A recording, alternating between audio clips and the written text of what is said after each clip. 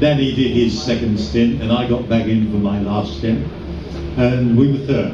And there was, you know, the race, as far as we were concerned, was over. We were simply going to finish third. And I was driving about 15 minutes from the end, and suddenly it started bucketing down with rain.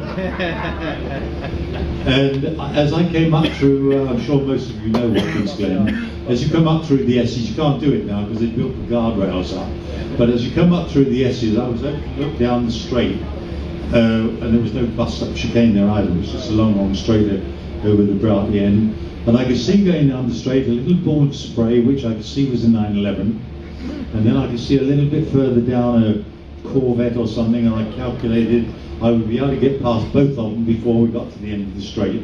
So I accelerated along the straight, went into the first ball of spray, and those of you, which is probably all of you I expect, if you live up here in the northeast, you drive in the rain sometimes, when you drive into this ball of the spray, you see nothing, absolutely nothing.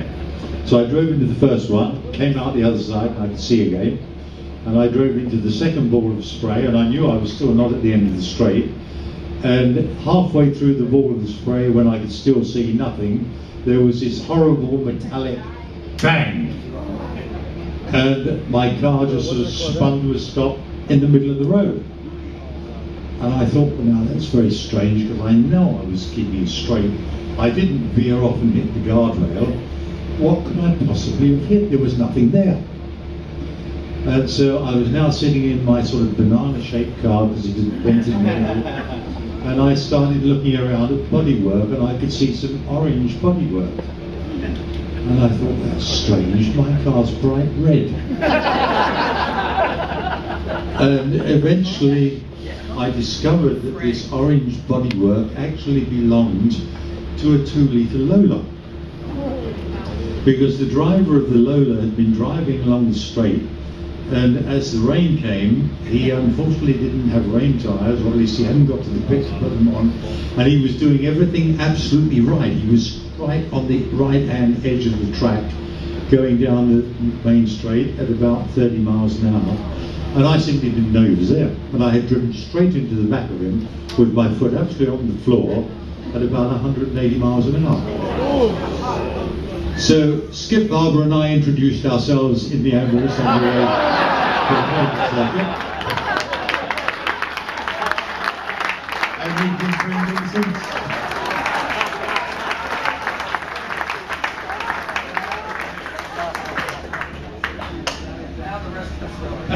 Right. The truth of the story, and I won't be up here long, Mary, but this needs to be set straight. Just like Vic, I had not been in that car before that morning.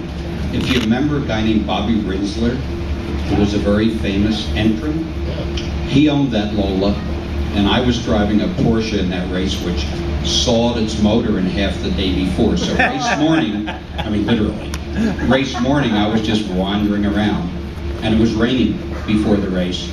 And the guy that was supposed to drive the car came up and patted me on the back and said, gee, would you like to drive my car? Obviously he didn't want to drive it in the rain, and I said, sure. It's all right. I mean, how dumb can you be not to have driven a car before the race starts?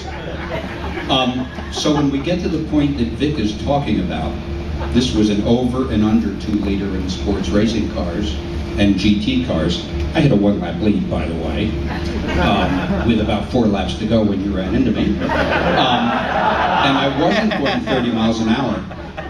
It was raining so hard, the race had sorted itself to a slow lane in the right, and guys that weren't looking in the left. And I was trapped in the right lane, I think behind John Greenwood, in a Corvette with huge spray. And so he was holding me up, but I was going to get him, of course, at the end. Remember, I was a lap ahead, and I couldn't see anything because of the spray from this Corvette, and then there was a little spray from my car, and obviously Vic couldn't see anything, but what he didn't say was there was only a few laps left. Oh yeah, only a few laps left. And a secure position for you. Yeah. You decided to pull out and pass somebody. Right? even though there was this huge ball of spray.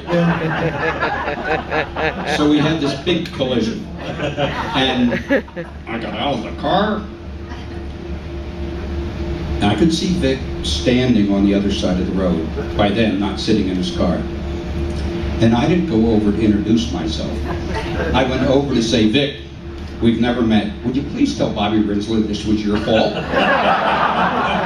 I mean, that's right? I don't remember, but I'm sure it was. Well, good for you for not remembering, seriously. Because this guy, this foreigner I had never met, who had just destroyed my car, said, I'll tell him. And Vic went, as soon as the race was over, into the pits and said to Bobby, it's all my fault. Which it was. I mean, it was. Oh yeah, I'm done. I had a lap lead.